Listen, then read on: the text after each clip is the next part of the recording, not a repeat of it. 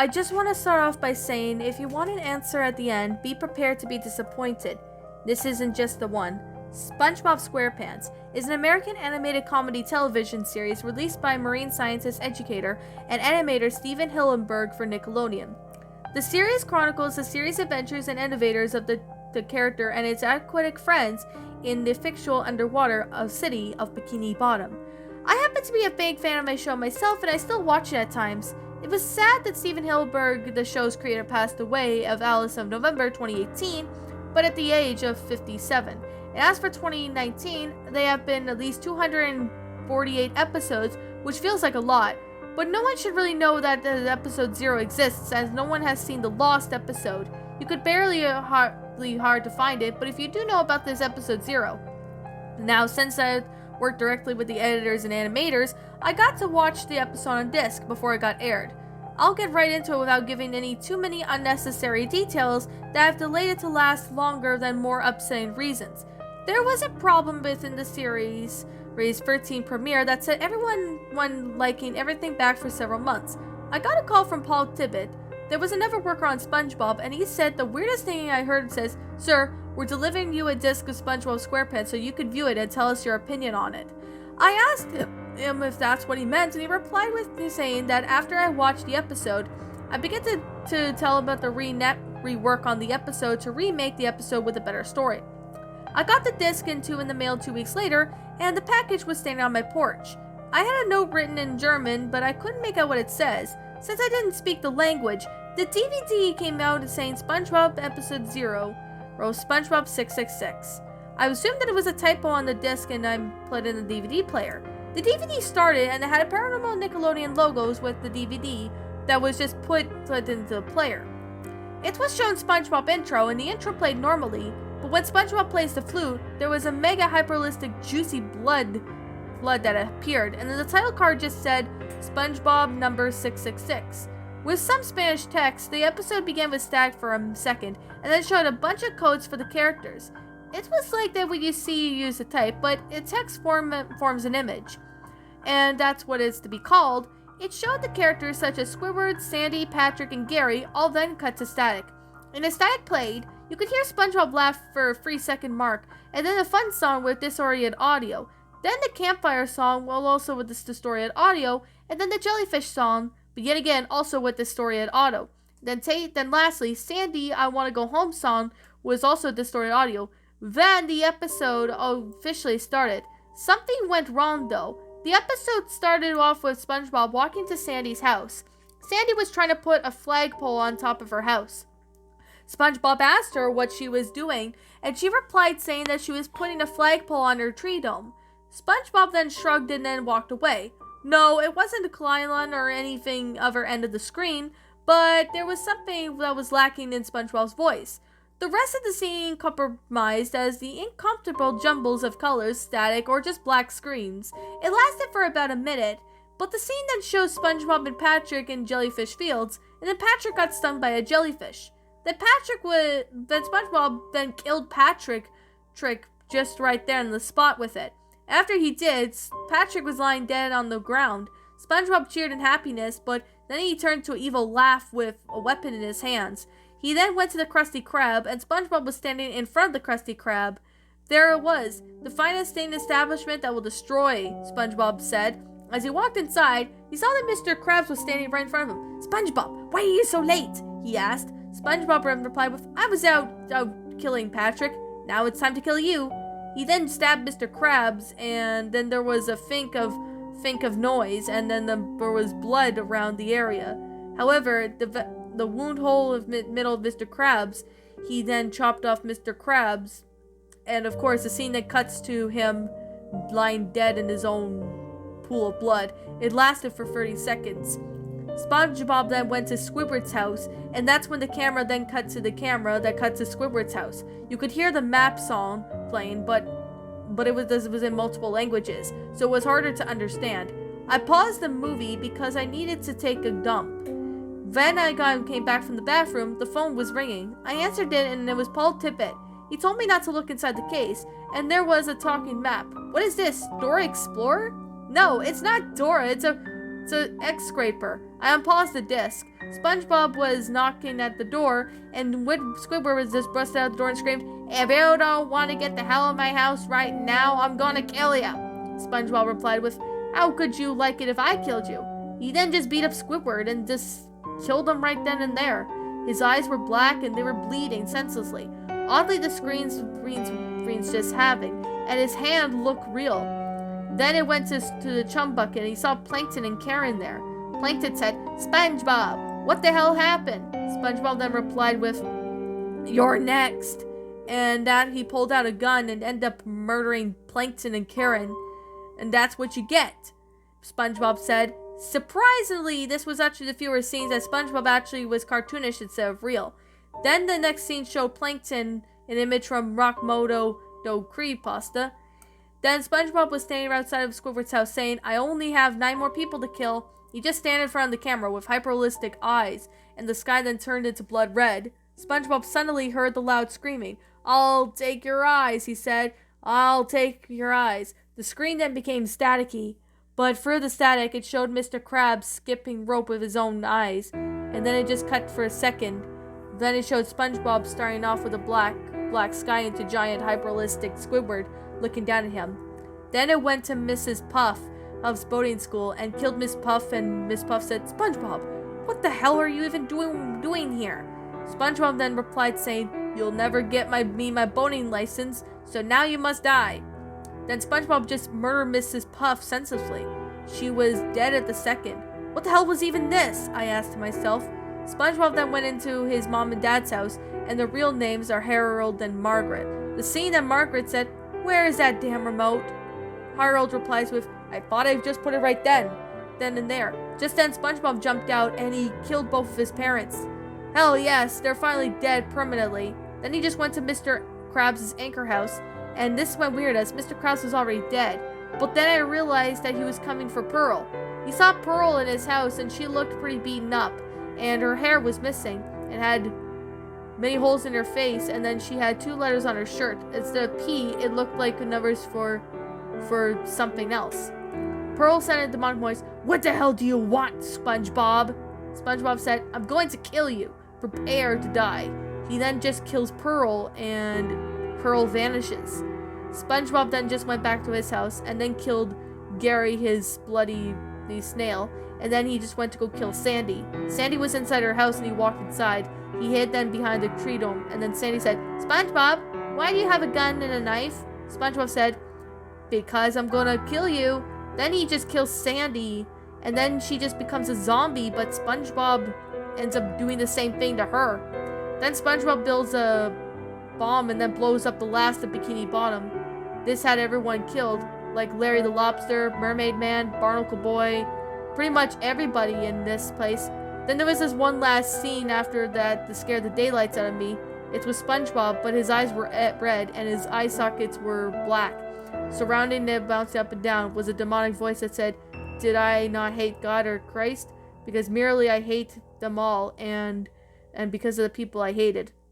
Then SpongeBob credits played, and while it played, Paul Tippett called me and asked me how the episode was, and then it played. Paul Tippett called me, and then I told him it was horrible and said that it needed to be worked on immediately. I sent the disc back to Paul Tippett. He was clearly reworking the episode. At least the DVD is out of my possession, but there was so much graphic that wasn't really allowed in SpongeBob. This episode scared the living crap out of me. I couldn't sleep because of this episode. But what does this episode mean? I will still like SpongeBob SquarePants, ever since I liked it for years. But the episode is gone now, as Paul Tippett called me and told me that you destroyed it. Whatever you do not watch anything related to episode 0 of the SpongeBob. It will scare you. Only watch the 2 movies and the series. And that, my little pretties, was SpongeBob SquarePants, the Lost episode, Haunted DVD. A SpongeBob Lost episode, creepypasta. My final thoughts on the story. This story has been written by Pikachu. I'm just gonna leave it as Pikachu unless the author wants me to change it to something else, because I know who the author is. He sent me this link, a while ago, and I haven't got the chance to, do it, but Luckily, I do have the chance. My final thoughts on this story? Well, to be honest, this story just wasn't good. I am being completely and utterly honest, is that it just wasn't a really good story. So I'm definitely saying that right now, that it's just, I don't know what it is. It's just not a good story. I'm just being completely honest. Now, what was not really great about this story, you guys may be asking? Well, one thing I'm gonna say was that it's cliched. Like, the story is just flat out cliche. That's the problem when it comes to the story, is that it is completely cliched. Like, there's like VHS tape cliche, the 666 cliche, and hyper realistic blood, gore, and oh my god. Okay. I'm not trying to sound rude to the author or anything. I'm only doing this because I want to help him get better with your writing. So to the author, please understand that I'm only doing this because I want to help you get better with your writing. So with that being said, I'm going to explain. The story was just completely cliched. That's the problem with the story, is that it's just completely and utterly cliched. Like, there's cliches all over the place that really don't really need to be there. There's literally, I don't know what it is, to be honest. I think it's just more cliche than anything to count. Like, it's just cliche. That's just my thing. It's just cliched. Like, there's blood, gore, DVD being shipped in a package. Oh my goodness, that really gets on people's nerves. And this is kind of the reason why I don't really read episodes on Goshia Wiki. However, there are some exceptions, but I still don't understand or get it. That's the main issue. So, with that being said, I'm going to be completely honest with this story, is that I don't know what it is exactly. I'm not sure if this is supposed to be a troll pasta or not, but it's just cliched. That's the big issue with this story, is that it's just cliched. That's the main issue with this story. I don't know why, but it's just cliched. As cliched as it could be, it's just, I don't know what this story was trying to portray. It just didn't make any sense. That's the problem. I get it that some creepypastas don't make a whole lot of sense, but in this rate, it's just, I don't even know what to say anymore. You know, basically, I don't know. Maybe there's something I'm missing, but I'm not exactly 100% sure.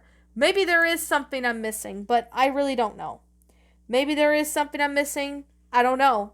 That's actually a question that I'm asking myself, is like this. So, the grammar was pretty decent. I'm going to give it that. I'll definitely give author credit. What credit's due is that the grammar is pretty decent.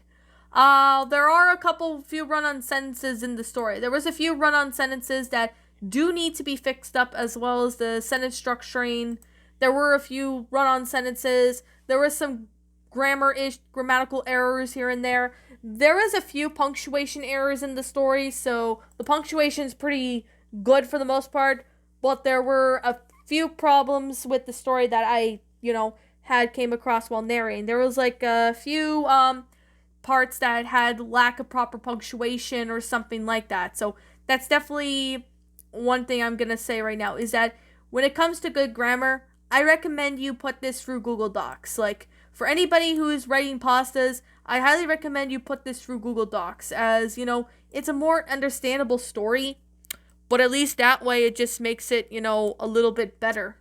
But unfortunately, there were parts of the story that was a little bit difficult for me to read, and it was just really messed up. Unless if this was supposed to be a troll pasta, then maybe I might consider, making it as a troll pasta, but I don't really know what to do. This story actually, and the ending of it wasn't as satisfying as I liked it to be. Like, there's no reason to sit there and, ended up, becoming, doing all this and, just sitting there and, throwing, cliches in there.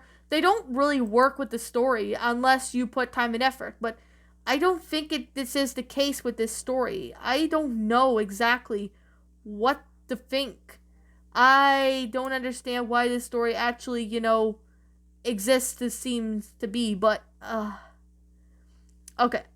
I'm trying to, be nice about it. I'm not trying to sound rude to the author. I'm only doing this because I want to help them get better with their writing.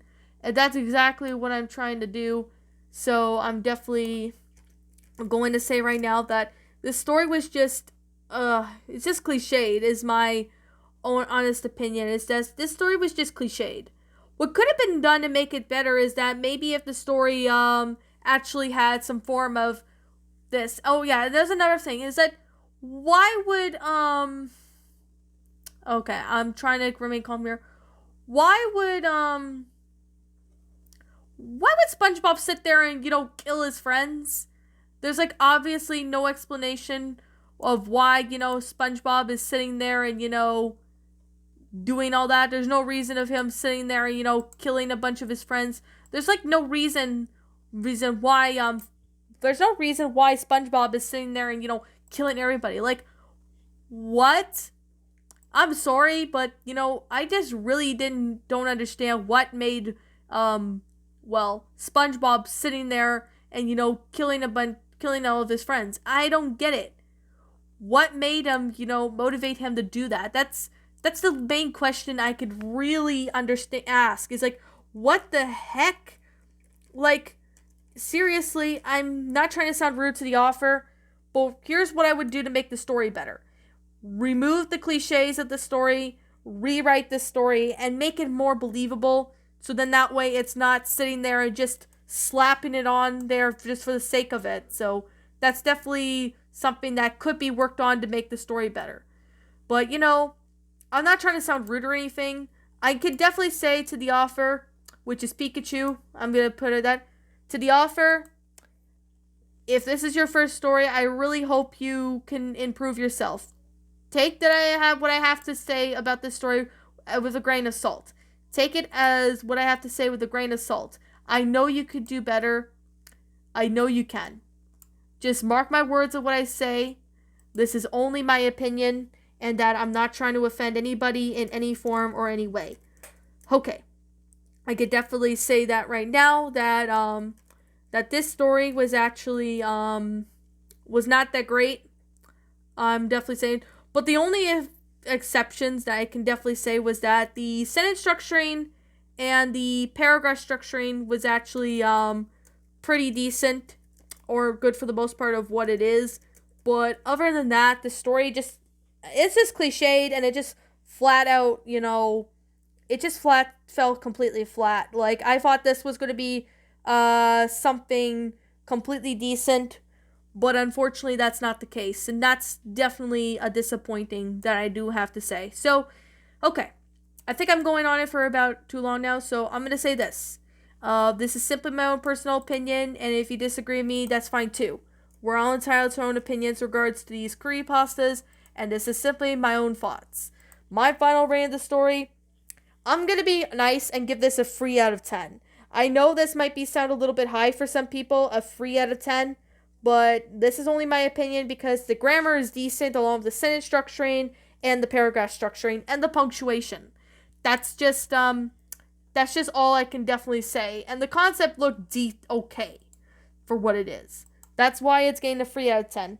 But what could improve to make this story better is remove the cliches, or if there is a cliche that is not avoidable, try to make sure it works well with your story. Because if it doesn't work out well with your story, just remove it and rewrite a certain part. That's all I can definitely really say. Anyways, what did you guys think about this creepypasta? Did you all enjoy it? Did you not? Also, what would you have done personally to help make this story a lot better? Leave me know what your thoughts are down in the comment section down below. I'm the Queen of Lions. Thank you so much for watching today's episode. And if you happen to be brand new here on this channel, be sure to like, comment, and subscribe because I make brand new videos every single day. Don't forget to ring the notification bell to when I upload so then you guys will not miss an upload. And as always, please roll the outro because I'm out of here. And I will see you all in the next video. Peace out, and I'll catch you all next time.